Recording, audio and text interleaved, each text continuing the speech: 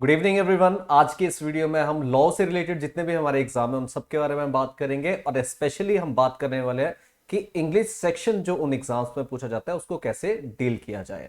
तो हमारे इंडिया में, ऑल इंडिया में जितने भी लॉ के एंट्रेंस एग्जाम्स रहेंगे उनमें एक आपको सेक्शन सभी में देखने को मिलेगा, वो है इंग्लिश सेक्शन, जिसमें से आप बहुत से स्टूडेंट जो हैं वो इस एग्जाम को इसीलिए नहीं क्वालिफाई कर पाते हैं क्योंकि इंग्लिश सेक्शन को वो अच्छे से डील नहीं कर पाते और वहां पर जाके उन्हें इंग्लिश सेक्शन जो है वो थोड़ा सा मुश्किल या फिर जिसको कह सकते हैं डिफिकल्ट लेवल का देखने को मिलता है और इसकी वजह से उनका स्कोर कम रह जाता है और स्कोर कम रहने की वजह से वो अपना जो एंट्रेंस है उससे क्वालिफाई नहीं कर पाते। तो आज की ये जो वीडियो है ये टोटली हमारी बेस्ड रहेगी हमारी स्ट्रेटेजी पर कि हमें स्ट्रेटेजी क्या फॉलो करनी है उस सेक्शन को डील करने में, उसमें किस तरह के क्वेश्चन हमें देखने को मिलेंगे, क्या लेवल ऑफ डिफिकल्टी होगा और सबसे मेन पॉइंट क्या है कि उस सेक्शन को तैयार कैसे करें, है ना, उस सेक्शन को प्रिपेयर कैसे किया जाए ताकि आप कम समय में ज्यादा से ज्यादा क्वेश्चन जो है सेक्शन से वहां पर अटेम्प्ट कर पाए। तो चलिए सबसे पहले मैं बात करता हूं कुछ हमारे ऐसे एग्जाम्स के, जैसे क्लैट हो गया, ठीक है, फिर आपका स्लैट हो गया, फिर आपके पीयू के जो एलएलबी के एंट्रेंस के एग्जाम्स हैं और ऑल इंडिया जो आपका दिल्ली से कंडक्ट करवाया जाता है एग्जाम, ऐसे कुछ आपके एग्जाम्स, ठीक है, जिनमें इंग्लिश सेक्शन को देखने को हमें काफ़ी प्रॉब्लम रहती है, इंग्लिश सेक्शन को डील करने में काफ़ी प्रॉब्लम रहती है। तो आज हम देख लेते हैं, थोड़ा सा पहले हम देख लेंगे कि कुछ एग्जाम उठा के जो मेन मुझे लगते हैं कि उन्हीं से अगर हम प्रिपेयर करें तो हमारे ऑल ओवर एग्जाम जितने भी हमें देखने को मिलते हैं वो सारे कवर हो जाएंगे अगर हम उन एक दो जो क्वेश्चन पेपर है उनको आसानी से ध्यान से बिल्कुल थॉरली अगर हम उनको देख लें, रिवाइज कर लें और उनकी एनालिसिस कर लें कि एग्जाम पैटर्न है क्या। तो सबसे पहले हम बात करते हैं क्लैट की, जिसका कॉमन लॉ एप्टीट्यूड टेस्ट जो आपका देखने को मिलता है, ठीक है, मतलब इसमें सबसे ज्यादा स्टूडेंट जो है अपीयर होते हैं और इसमें हमें जो देखने को मिलता है वो क्या देखने को मिलता है कि रीडिंग कॉम्प्रिहेंशंस जो हैं आपके वो 6 से 7 आपको रीडिंग कॉम्प्रिहेंशंस देखने को मिलते हैं, जिसमें आपके 30 क्वेश्चन, जैसे कि आप देख पा रहे होगे इसमें 30 क्वेश्चंस जो हैं वो आपको देखने को मिलेंगे रीडिंग कॉम्प्रिहेंशन में। अब ये जो रीडिंग कॉम्प्रिहेंशन आपके रहते हैं 6 से 7, ये थोड़े लेंदी रहेंगे, बहुत शॉर्ट में नहीं होंगे। आप 300 वर्ड्स जो है उससे ज्यादा ही आपको देखने को मिलेंगे, 300 टू 400 वर्ड्स के बीच में आपको हर एक पैसेज देखने को मिलेगा और इसमें आपके अलग अलग तरह के क्वेश्चंस आपको देखने को मिलेंगे। वो मैं आपसे आगे आने वाले कुछ समय में ये डिस्कस करूंगा कि किस तरह के क्वेश्चन आपको देखने को मिलेंगे और कुछ सेशन हमारे ऐसे होंगे जिसमें रीडिंग कॉम्प्रिहेंशन आपको अच्छे से समझाया जाएगा कि आपने रीडिंग कॉम्प्रिहेंशन को डील कैसे करना है। तो यानी कि क्लैट में जो आपको सेक्शन देखने को मिल रहा है वो ग्रामर का सेक्शन नहीं देखने को मिल रहा है, उसमें आपको जो रीडिंग कॉम्प्रिहेंशन है इस पे ही फोकस किया गया, मतलब पूरा जो पेपर है इंग्लिश सेक्शन जो उसमें है उसमें सिर्फ और सिर्फ आपको रीडिंग कॉम्प्रिहेंशन ही उसमें देखने को मिलता है। क्लियर? उससे नेक्स्ट अगर हम जाते हैं तो उससे नेक्स्ट हम देखते हैं कि AILET यानी कि all India law entrance test जो है, ठीक है, उसमें हमें क्या पैटर्न देखने को मिलता है। तो इसमें हमें बहुत से ऐसे डिफरेंट वेराइटीज देखने को मिलती हैं जहां से आपके क्वेश्चन पूछे जाते हैं, है ना। इसमें रीडिंग कॉम्प्रिहेंशन जो सेक्शन मेजर सेक्शन नहीं है, इसमें जो ग्रामर है वो मेजर सेक्शन रहता है। रीडिंग कॉम्प्रिहेंशन भी आपको इसमें देखने को मिलेगा लेकिन ग्रामर के भी आपको बहुत सारे टॉपिक इसमें देखने को मिलेंगे, जैसे वोकैबुलरी के कुछ टॉपिक हैं, क्लोज टेस्ट आपको देखने को मिलेंगे, सेंटेंस कंप्लीशन आपको देखने को मिलेंगे, एरर डिटेक्शन यानी कि या फिर जिसको बोल सकते हैं कि सेंटेंस करेक्शन आपको देखने को मिलेगी इसमें, फिर सेंटेंस कंप्लीशन आपको देखने को मिलेगी। तो ऐसे बहुत से टॉपिक आप देख पा रहे होंगे जिसमें जैसे कि रीडिंग कॉम्प्रिहेंशन है, क्लोज टेस्ट है, वोकैबुलरी है, वोकैबुलरी में आपके सिनोनिम्स ज्यादातर हमें देखने को मिलते हैं, वन वर्ड सब्स्टिट्यूशन देखने को मिलते हैं, एडियम एंड फ्रेजेस हमें देखने को मिलते हैं। उसके बाद है आपके फिगर ऑफ स्पीच यानी कि लिटरेरी डिवाइसेस से क्वेश्चन हमें देखने को मिलते हैं कि कोई एक आपको लाइन दे दी जाएगी और उससे पूछा जाएगा कि कौन सा फिगर ऑफ स्पीच इसमें पूछा गया है। इसी के साथ साथ पार्ट्स ऑफ स्पीच से भी आपको क्वेश्चन देखने को मिलते हैं क्योंकि वर्ड कैटेगरीज आपको डिफाइन करनी होती है कि कोई भी एक वर्ड दे दिया जाएगा और उसकी कैटेगरी आपको डिफाइन करनी है, एक सेंटेंस में उस वर्ड को यूज किया जाएगा, तो वैसे आपको देखने को मिलते हैं। ठीक है, पंक्चुएशन का भी टॉपिक देखने को मिला है हमें, लेकिन वो बार बार रिपीट नहीं होता, लेकिन इसको तैयार हमें जरूर करना है। पंक्चुएशन का मतलब कि comma, colon, semicolon, dash, parenthesis, इनका यूज कैसे आप करेंगे एक सेंटेंस में। तो और इसके क्वेश्चन जो वो भी मैं आपको बताऊंगा किस तरह से इसके क्वेश्चन हमें देखने को मिलते हैं। उसके बाद है ऑड वन आउट, ठीक है, जो इंग्लिश लैंग्वेज के कुछ मतलब वैसे तो ये टॉपिक जो है एक रीजनिंग का टॉपिक है, लेकिन इंग्लिश लैंग्वेज में इसको ऐड किया गया है और इंग्लिश लैंग्वेज के बेसिस पर ही ऑड वन आउट का यहां पर आपको क्वेश्चन देखने को मिलता है। क्लियर? रिप्लेसमेंट ऑफ वर्ड्स का मतलब क्या है? जैसे सेंटेंस इंप्रूवमेंट होती है, तो वैसे वर्ड इंप्रूवमेंट की अगर हम इसके जगह कोई दूसरा वर्ड देखते हैं तो वो कौन सा वर्ड आ सकता है, यानी कि ये सिनोनिम्स भी हम इसको कह सकते हैं, काइंड ऑफ सिनोनिम्स, लेकिन इसको रिप्लेसमेंट ऑफ वर्ड्स कहें तो वो ज्यादा बेहतर रहेगा। ठीक है, तो ये कुछ सेक्शन हमें देखने को मिलते हैं। अब सबसे बड़ी बात आती है कि हम इसको प्रिपेयर कैसे करें, है ना। सबके मन में यही डाउट चलता है कि इस सेक्शन को प्रिपेयर कैसे किया जाए, कौन कौन सी स्ट्रेटेजीज हैं जो हमारी फ्रूटफुल रहेंगी, जो हमारे एग्जाम में हेल्प करेंगी। तो सबसे पहली बात अगर मैं रीडिंग कॉम्प्रिहेंशन की करूं, तो रीडिंग कॉम्प्रिहेंशन में आपको एक चीज समझनी होगी कि आपको अपनी रीडिंग हैबिट्स डेवलप करनी होगी, है ना। रीडिंग हैबिट्स कैसे डेवलप करनी है? आपको रोजाना कोई ना कोई टेक्स्ट पढ़ना है। टेक्स्ट कहां से पढ़ना है? देखिए, मैक्सिमम जो स्टूडेंट्स हैं वो क्या करते हैं कि न्यूज़पेपर उठा लेते हैं, और स्पेशली द हिंदू न्यूज़पेपर उठा लेते हैं। तो मैं आपको ये बता दूं कि आपका लॉ का एंट्रेंस है, ठीक है, जिसमें आपकी सबसे बड़ी बात जो है वो वोकैबुलरी पे आपकी कमांड अच्छी होनी चाहिए, क्योंकि अगर वोकैबुलरी पे कमांड अच्छी है तो पैसेज हमें बड़ी जल्दी से समझ में आता है। दूसरी बात है रीडिंग हैबिट्स बनाना। रीडिंग हैबिट्स के हमारे पास क्या फायदे हो सकते हैं ये हम जान लेते हैं, ठीक है। अगर रीडिंग हैबिट्स की बात करूं तो रीडिंग हैबिट से हमें जो होने वाले फायदे हैं वो क्या क्या है, क्योंकि जब भी हम क्या करते हैं कि अपनी रीडिंग हैबिट डेवलप करते हैं तो उससे हमें क्या क्या गेन होता है। सबसे पहली बात क्या गेन होती है? हमारी कमांड ओवर लैंग्वेज, ये गेन होती है, ठीक है। कमांड ओवर लैंग्वेज, ये हमारी गेन होगी। दूसरी बात क्या है कि हमारा जो आई स्पैन है वो लार्ज होगा, यानी कि लार्ज आई स्पैन।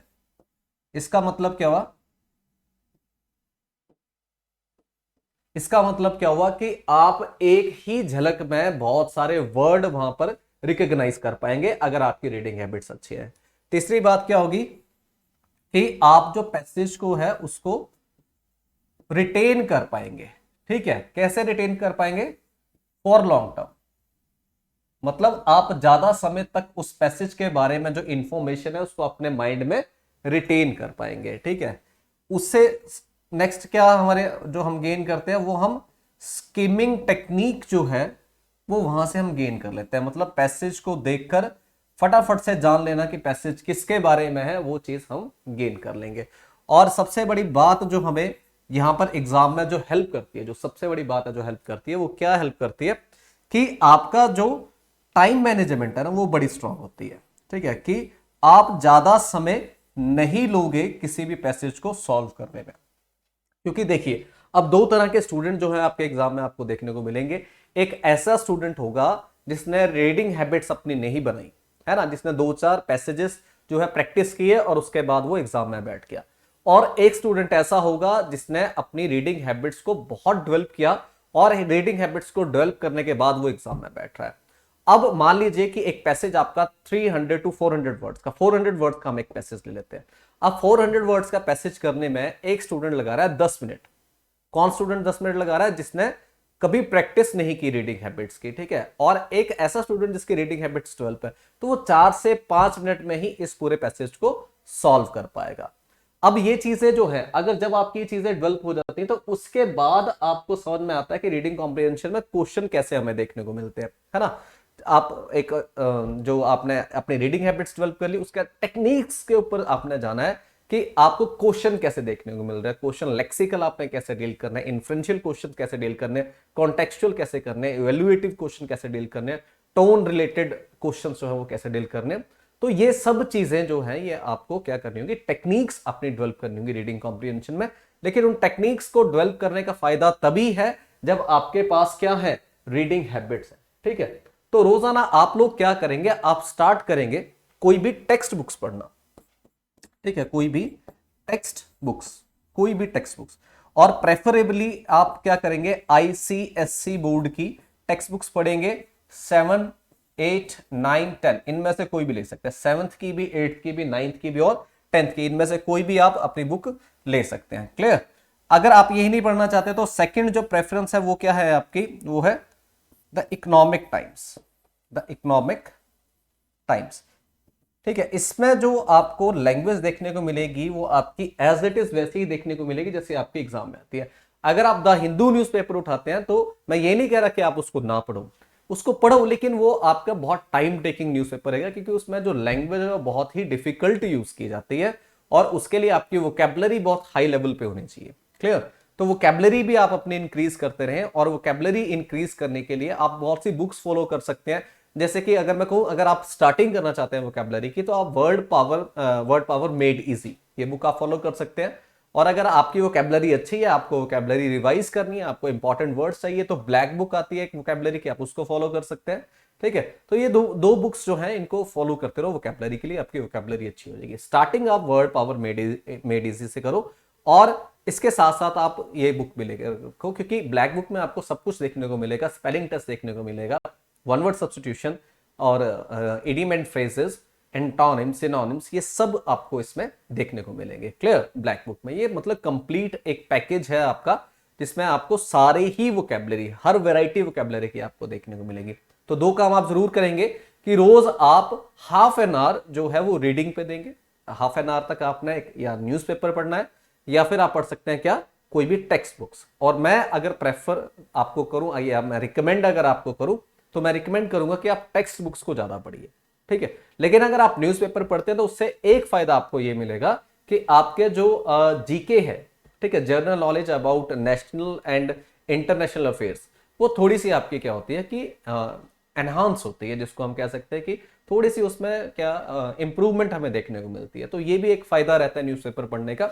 लेकिन रीडिंग हैबिट्स अगर मैं कहूँ कि जब भी आपका इंग्लिश लैंग्वेज का टेस्ट होता है, तो उसमें आपकी जो प्योर नॉलेज है वो लैंग्वेज की कमांड के ऊपर आपकी चेक की जाती है। ठीक है। तो बुक्स पढ़िए, चाहे न्यूज़पेपर पढ़िए, चाहे आर्टिकल्स पढ़िए, चाहे जर्नल्स पढ़िए, लेकिन कुछ ना कुछ पढ़िए रोज। क्योंकि आपको शुरू में लगेगा कि यार ये तो मुश्किल सा लग रहा है ना, कि आधा घंटा देना मुश्किल है, लेकिन जैसे आपकी रीडिंग हैबिट्स अच्छी होती रहेंगी, होती रहेंगी, ये चीजें आपकी एनहांस होती रहेंगी। ठीक है। कमांड आपकी बढ़ती रहेगी, लार्ज आई स्पैन होगा, रिटेन कर पाओगे, स्कीमिंग टेक्निक आप कर पाओगे, यहाँ पे टाइम मैनेजमेंट कर पाओगे, तो ये आपके लिए बहुत बेटर है। क्योंकि किसी भी कॉम्पिटेटिव एग्जाम में सबसे बड़ी बात क्या होती है, टाइम मैनेजमेंट। अगर आपकी टाइम मैनेजमेंट अच्छी है तो फिर आप एग्जाम क्वालिफाई कर पाओगे। अगर मान लीजिए आप बहुत इंटेलिजेंट है लेकिन आपकी टाइम मैनेजमेंट अच्छी नहीं है, तो वो किसी काम की नहीं है। तो टाइम मैनेजमेंट जो है वो प्रैक्टिस से ही इंप्रूव होती है हमेशा। ठीक है। तो ये चीज आप ध्यान रखेंगे। और दूसरी बात है कि आपकी जो लिटरेरी डिवाइसेस हैं, ठीक है, उनको कैसे प्रिपेयर करना है। तो लिटरेरी डिवाइसेस में आपने कुछ ही इंपॉर्टेंट लिटरेरी डिवाइसेस है जिनको आपने पढ़ना है अच्छे से, जहां से आपको क्वेश्चन आने की ज्यादा उम्मीद होती है। ठीक है। वो सारी चीजें हम लोग आपको करवाएंगे आने वाले हमारे सेशंस में, कि आपको कौन सी लिटरेरी डिवाइसेस प्रिपेयर करनी है और आपको पार्ट्स ऑफ स्पीच को कैसे हैंडल करना है। ठीक है। जब मैं आपको पार्ट्स ऑफ स्पीच कराऊंगा उसके बाद कोई भी पार्ट्स ऑफ स्पीच का आप क्वेश्चन उठा के देखेंगे, कभी भी गलत नहीं होगा, क्योंकि टेक्निक्स से हमें ये चीजें करनी है। ठीक है। वोकैबुलरी के सेशंस जो है मैंने आपको समझा दिया कि मैं भी वोकैबुलरी के सेशन लूंगा, लेकिन अगर आप लोग चाहते हैं कि आप लोग अपने तरफ से भी पढ़ना चाहते हैं तो बुक्स मैंने आपको बता दी है।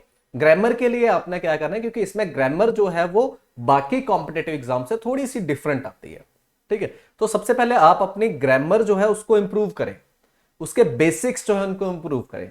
इंप्रूव कैसे करना है कि आप कोई भी किसी भी एकेडमिक्स की बुक्स, ठीक है, जैसे रेन एंड मार्टिन, आप उसको उठा के पढ़ सकते हैं इंग्लिश। ठीक है। या आप नीतू सिंह केडी कैंपस की बुक्स आती हैं, ठीक है, जो कि एसएससी के एग्जाम में ज्यादा फोकस की जाती है, लेकिन वो बेसिक एक ऐसी बुक है जो आपके लिए बहुत अच्छी है। रेन एंड मार्टिन भी बहुत अच्छी बुक है। ठीक है। ऐसी बहुत सारी ढेर सारी बुक्स आपको एग्जाम में मतलब मार्केट में देखने को मिलती है, जो आपके एग्जाम के लिए फ्रूटफुल है। आपने वहां से सिर्फ क्या करना है, अपने बेसिक्स इंप्रूव करने हैं और कुछ नहीं करना। ठीक है। आपने अपने जो बेसिक्स इंप्रूव कर लिए, उसके बाद क्वेश्चन कैसे एग्जाम में आ रहे हैं, उनको डील कैसे करना है, ठीक है, वो सब हम लोग आपको करवाएंगे। और यहां तक करवा देंगे कि एग्जाम में जाते ही आपको क्वेश्चन देख के पता होगा कि इसका पैटर्न कैसा है और इस क्वेश्चन में किस तरह से हमें डील करना है। क्लियर। तो आपने क्या करना है कि ये जो बुक्स हैं, ये जो मैंने आपको बताई है, ये आपने करनी है, और आपने सिस्टमेटिक चलना है। सिस्टमेटिक, जब आप ग्रामर पढ़ रहे हैं तो आप सिस्टमेटिक चलेंगे, और रीडिंग कॉम्प्रिहेंशन के लिए आप डेली टाइम देंगे। सिस्टमेटिक का मतलब क्या है कि जैसे कि मान लीजिए हम बात करें, मैं बात करता हूं कि मुझे ग्रामर में अपनी पार्ट्स ऑफ स्पीच को प्रिपेयर करना है। ठीक है।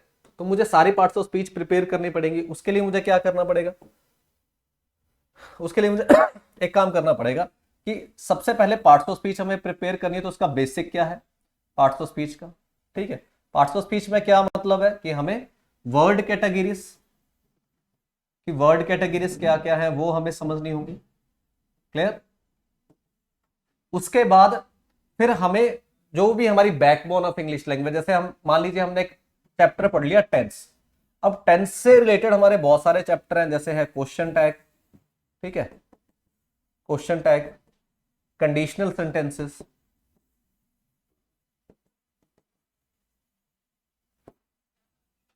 उसके बाद आ जाते हैं हमारे क्या एक्टिव वॉइस, पैसिव वॉइस। ठीक है, इससे भी आपको क्वेश्चन देखने को मिले थे एक्टिव पैसिव से।